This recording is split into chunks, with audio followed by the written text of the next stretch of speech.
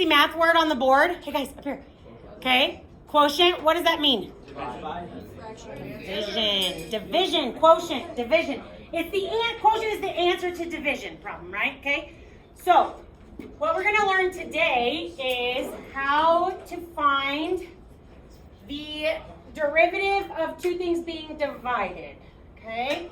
And then we're going to use that to help us prove some trig rules. Okay. Does anyone remember what quotient the tangent function is equal to? Not cotangent. Sine over cosine. Sine divided by cosine. So we're going to come up with a rule for division, okay? And then we're going to use that to prove some trig rules today. So we've got 5 more rules to add today to our derivatives table, okay? 5 more to add today to our derivatives table. Okay, so let's get going. So you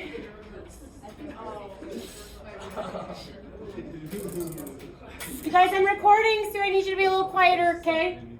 Okay, so we have some function written in the form f of x over g of x. Okay?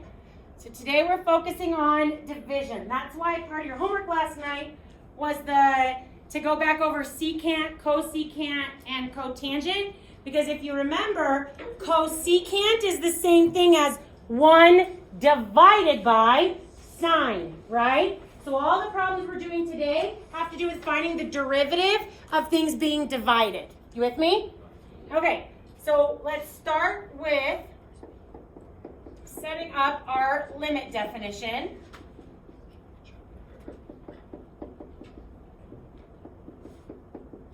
Okay, so that's just setting up our initial rule. Now I'm going to go ahead and plug my actual function in.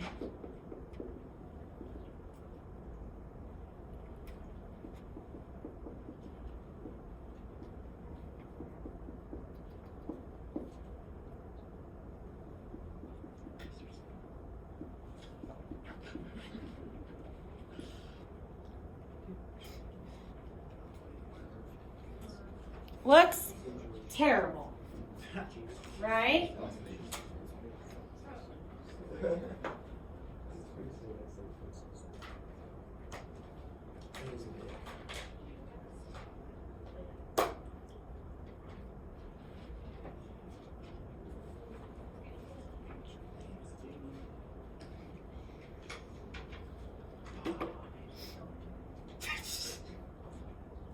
Everybody okay so far?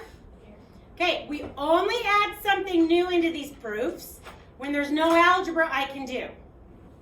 But we've done so many of these, so I know you guys already know the algebra that has to be done. Be brave. What is that? It means take a guess. What do you think I'm going to need to do? Common denominator. We don't leave fractions over fractions like that. No way, right? So the very first thing I need to do is get a common denominator, okay? So I'm going to multiply the top and bottom of this side by g of x, and the top and bottom of this one by g of x plus h. Because as of right now, they're not the same thing, right? They're not the same thing until I take the limit as h goes to 0. Okay, now, are you guys okay if in the same step I bring the h up? Can I flip and multiply that? So in the same step, I'm going to take this and bring it up. Okay, so what that leaves me with is h prime of x, limit as h goes to 0 of g of x, f of x plus h, f of x, g of x plus h. You guys got some hater nation going on over there? Yeah. What? Try that.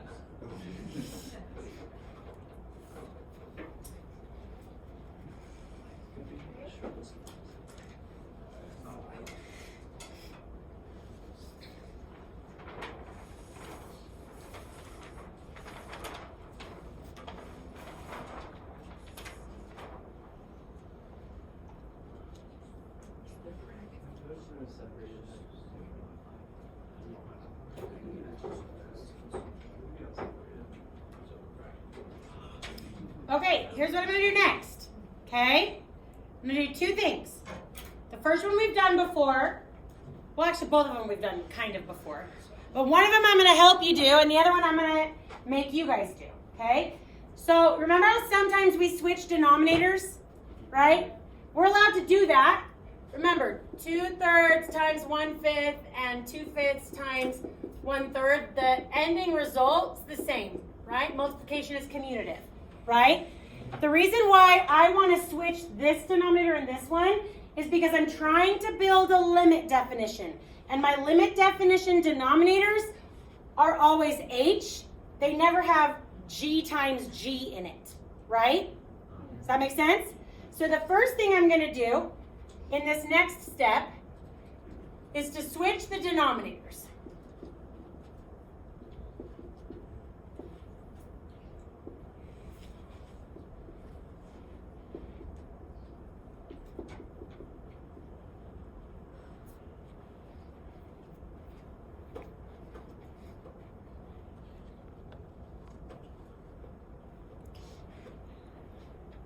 The next thing I'm going to see if you guys can come up with.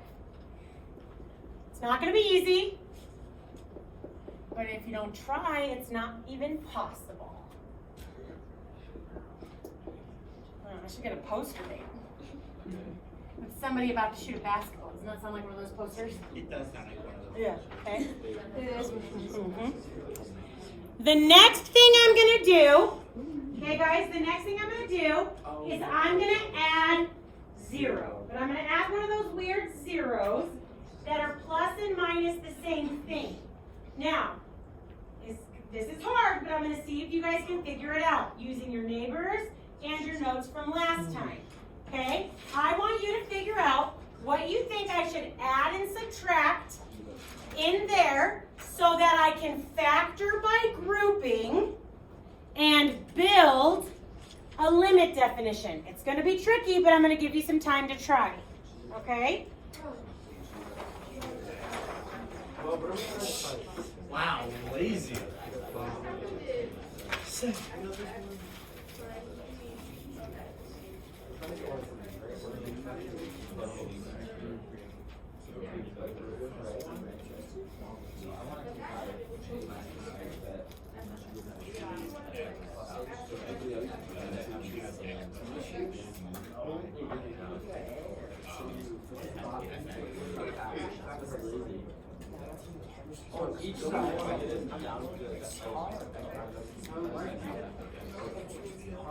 Yeah. They make it so each side, one to be negative and other side to be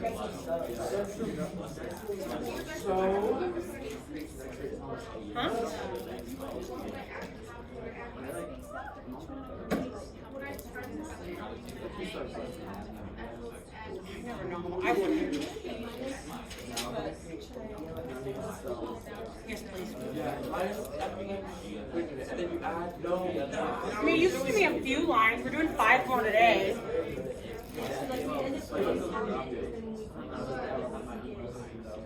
And we have at least 5 more next time. So maybe you give me 10 lines, but like have some space, you know? If you think, maybe I should have told this before, but if you think it would be better, like,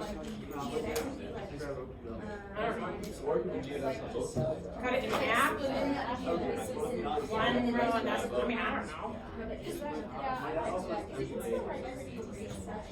Maybe why don't you try writing some before you decide, because some of the ones that are a little longer, I don't know, you do whatever you think. Because I can get more butcher paper. I didn't measure this perfect. I just said, can somebody rip off this butcher paper? You know what I mean? Okay. Anybody think they have an idea? What do you got? F of x times g of x minus Oh f of my gosh, x. you are so smart. Correct. You said yay. Did you guys get it? F of x times g of x? Oh, but somebody did? Who else? You did? Oh, so good. Okay, let's talk about why that works. Dumb. Why did you say dumb? No, don't. Oh. I was close, but not one. Ah. I added H's. Okay, you guys, look. Here's why I know that's hard. This is hard. This is why I know it had to be this, okay? Look. Guys, just watch. Okay, you see how this has the f of x plus h? Yeah. That means I know for sure whatever I'm subtracting here has to be a minus f of x. Because that's how you build the limit definition, right? And then I have to do the g of x so that I can get rid of it. I can factor it out. So when I factor, because remember what we're doing is factor by grouping. We're going to group together this and this. So I know that if I take the g of x out, I'm left with a limit definition. Good job, Katie. And Nathan, right? Yep. Anyone else? Close? I'll take close. That's good. Hey, these are so brutal. I'm pumped if anybody gets them. This is great. Okay? Now what we're going to do is we're going to factor by grouping. So here, I'm going to take my g of x out, and I'm left with f of x plus h minus f of x. Can I split in the same step? Can I split the fraction? Is that okay? Yeah. Okay, so over h. Now, this here is going to be a little weird. The second group is so close to a limit definition, right? But what's wrong with it? It's flipped, right? Yes, we're not going to take out f of x. We're going to take out negative f of x. We take a negative 1 out. Good job, okay? So I'm going to factor out a negative f of x instead of f of x. What that's going to do for me is switch these signs so that they're now the right sign for my limit definition. Can I write them in the other order? You sure can. I'm going to in my next step. I just did it here. Can I write it in the right order now, or? Yeah, please do. Yeah, no, I didn't think so. Just wait. Look, I took a negative f of x out. That's why I was left with negative g of x plus then the plus the g of x plus h. Because right now the negative is attached to the wrong thing for my limit definition. Right? Oh, okay. And then I still have this over here.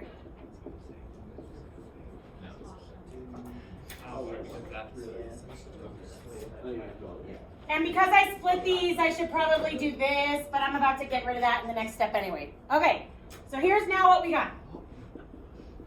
I have my limit as h goes to 0 of g of x times f of x plus h minus f of x over h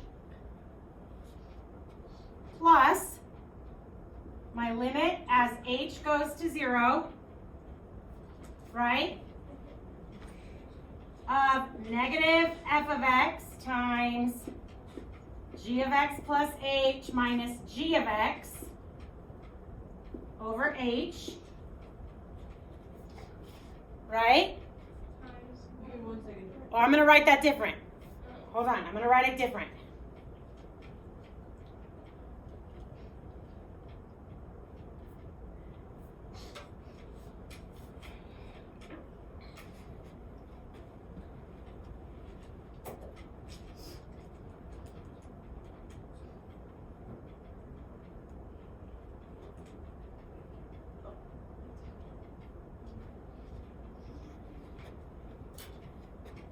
Okay, ready?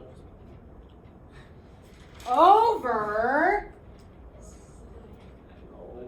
a limit as h goes to 0 of g of x times g of x plus h. I didn't, thank goodness. Yeah. Is that part going to be an issue for me? When is our big issues with these limits again? Divide by 0 errors, right? Divide by 0 errors. This one's not going to be an issue. It's going to be annoying, right? But it's not a math issue because when I make h 0, I don't have a divide by 0 error here. right? What do I have there? G squared of x. Jaden? Yeah. G squared, because it's g of x times g of x. So it's g squared of x. Okay, so that's part of what we need here.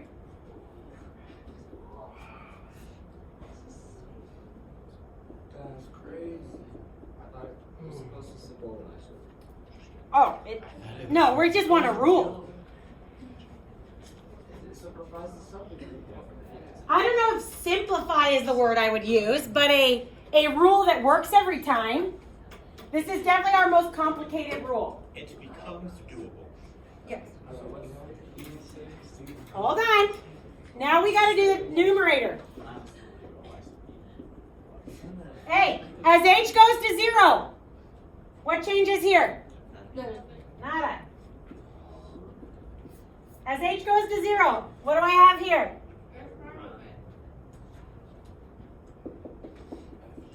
As h goes to 0.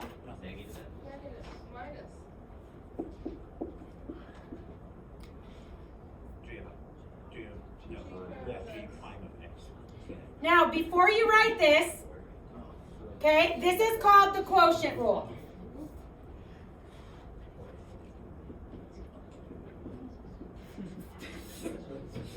Now, hold on. Hold on, hold on.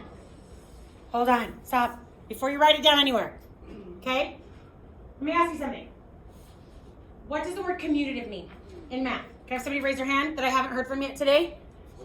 Somebody I haven't heard from yet today. What does the commutative rule mean? When you're multiplying fractions, you can switch the denominator. Very good. When I'm multiplying fractions, I can switch. It means I can switch. Is multiplication the only thing that's commutative? What's the other math operation that's commutative? Addition. Good, Ross. Addition. Okay? So, here's why I bring it up. Okay? Here's why I bring it up. I'm going to move this over here. Our product rule, first of all, is subtraction commutative? No. Okay. Our product rule, does it have to be written in this order? No. In fact, okay, listen, this is going to help you. Listen. Okay, in fact, most of the time if you look the product rule up in your book or online, they put them in the other order. Okay? They put F first. Don't memorize it like that. Okay? Do you want to know why? Look at the numerator of the quotient rule. It's going to help you memorize them easier, right? Because this one, I can't change the order of it. Because subtraction's not commutative. Memorize the product rule like this, so that because this is already so complicated to memorize, right? That way, all you have to do, once you have your product rule memorized, is memorize, okay, subtraction over g squared. Subtraction over g squared. That's really all you have to do. Does that make sense? So make sure you memorize your product rule this order. Yes, it doesn't matter, but it'll make your memorizing of your quotient rule easier for you. You with me? Okay, now we're going to write it on our baby blues.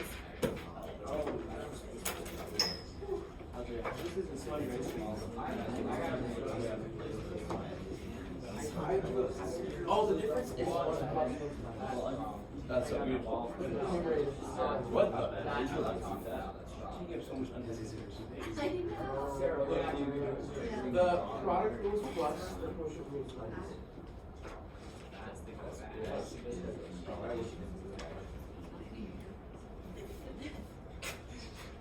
You did something.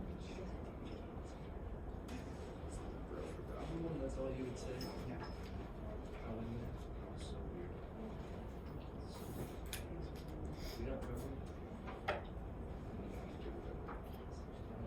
I thought it was going to be colder today. Now I can't take my jacket off because I'm sweating, so I have pit stains. Probably should have said that on the video, but I'm not going to change it. There's the Easter egg for those of us on the band trip. We'll be able to see who Who actually watched it? Yeah. Last year, sometimes when people would ask and I'd be annoyed that I did the work to record it and I didn't know, I'd put like a secret word up here. And then in the next, anyway, it was a whole thing. Yeah. I think I asked this last time, but I forgot. Yeah. How does, when you plug in 0 for h become f prime of x, like with the black part? Yeah. It's just because It's okay, it's not necessarily when I plug in the h is 0. It's because what I'm doing is recognizing it as our second derivative definition. So don't think of it like I'm actually plugging in the h is 0. It's that when I connect the limit to this, it's more like I'm substituting that for that. Oh, okay. Does that make sense? Yeah. Okay. We can't actually evaluate the limit of this part because it's a divide by 0 error. So instead, it's more of a substitution for that part. Okay. Okay. Anything else?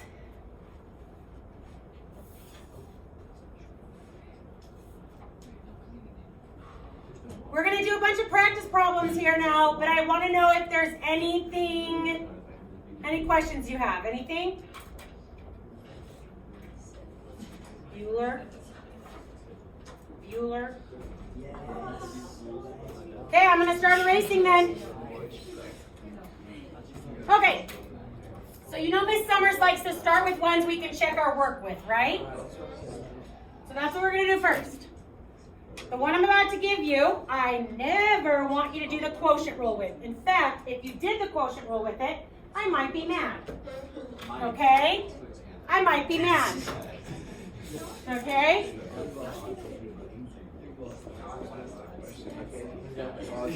Ready?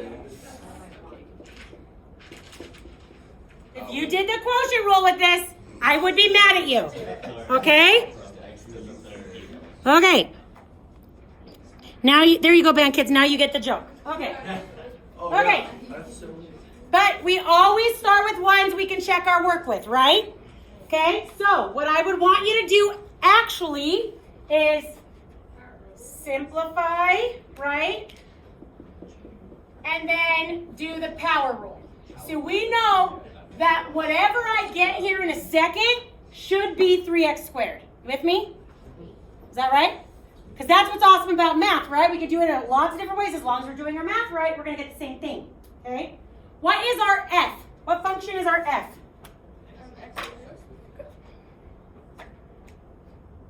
And our g? Yeah.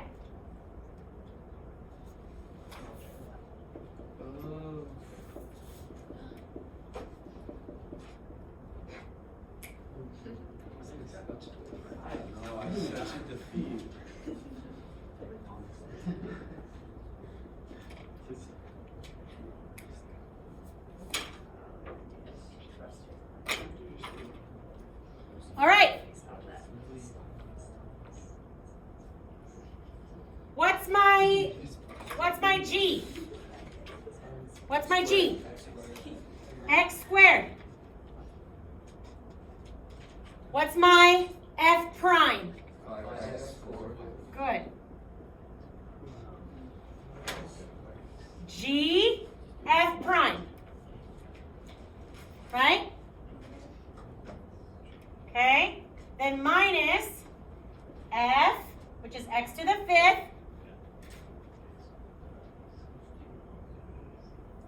times 2x over x to the 4th.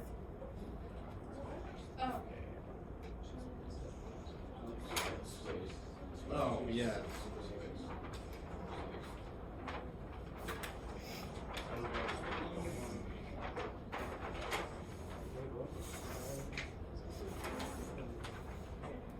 So 5x to the 6th minus 2x to the 6th. Let's pause here. Tell me how that numerator already tells me I'm on the right track. Because my coefficient's going to combine to 3. Perfect. My coefficient's going to combine to 3. They're like terms, and 5 minus 2 is 3. I already know I'm on the right track, right? So 3x to the 6th over x to the 4th. 6 minus 4, 3x squared. Well, and we're just practicing a rule we already know. All right, I'm going to give you guys a sec. I'm going to give you one more just like that, and then I'm going to make them a little harder. Okay? I am. You're welcome. Okay? Yeah, let's just try. No, not everybody's a tricky one. Let's start one more. Let's do one more that you can check your work with, okay?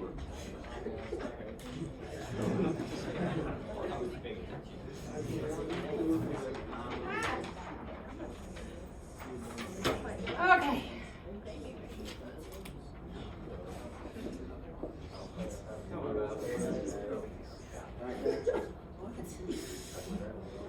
Hey, guess why we can check our work with this one? We already have a memorized rule for this one, right? But I want you to do it the quotient rule anyway, because that's the point of doing this one, right? So I already know, because I have this rule memorized, that the answer is negative 1 over x squared, right? Okay, so let's do it again. You want to try it or you want me to do it? Try it? Okay, try it.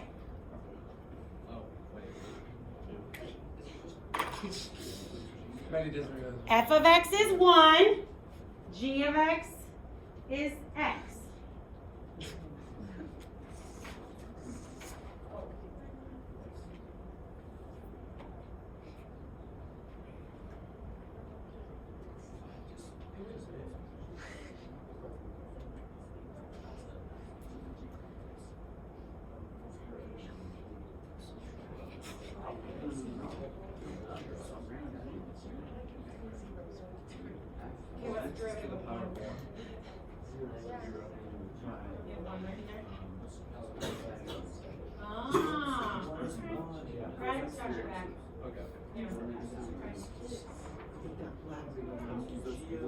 Oh, you're right. I was looking at this side.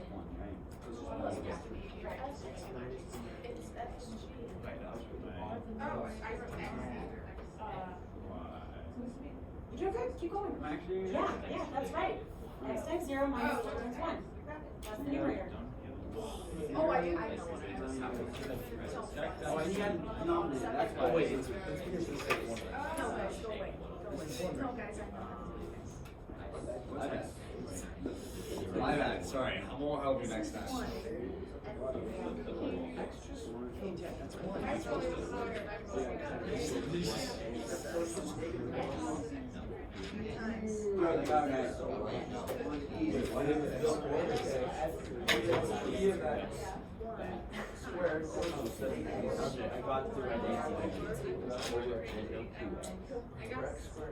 Are we good? Yep, x times 0. Okay. That's right. Because we need that x to go away, right? Because then we want it to be negative 1 on top. Yeah, it says Lego on it. How cool is that? Yeah, just don't break it. That's awesome.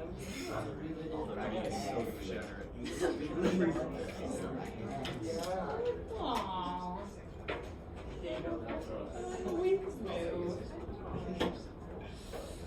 I got my daughter a bike. How do you like this for her birthday? It has a little plastic caboose seat up here that she can put like $1 tender. Yeah, she's gonna lose her mind. I already know. Okay, you guys ready for a trickier one? Now, hold on, we're not ready for that. Listen. You guys, listen. Here's the thing to keep in mind. Even though they look terrible, the ones that are trickier because they're built of different families of functions are almost always easier because there's so much less simplifying that you have to do, right? This one had way more simplifying than one that was built of like a polynomial and trig. So just keep that in mind. You with me? Okay, so our next one we're gonna do is something else. Oh, we'll get there. Just you wait. Okay, let's do.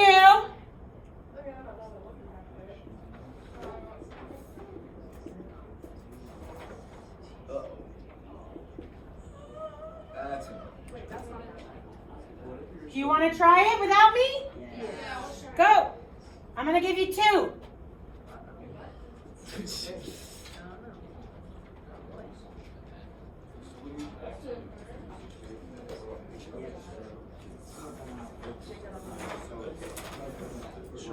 thinking, can't do me like this.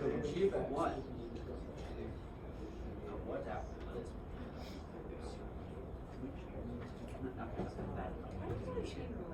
Mhm. Because it looks nicer in my mind. Yeah, you for sure cannot. Yeah, I was, yeah. See, cosine, the derivative of cosine is negative sine. No, that doesn't make sense if I do that.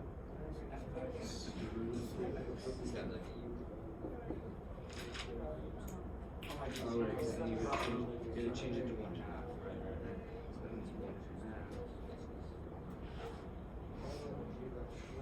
No, it would have been negative, right? No, okay.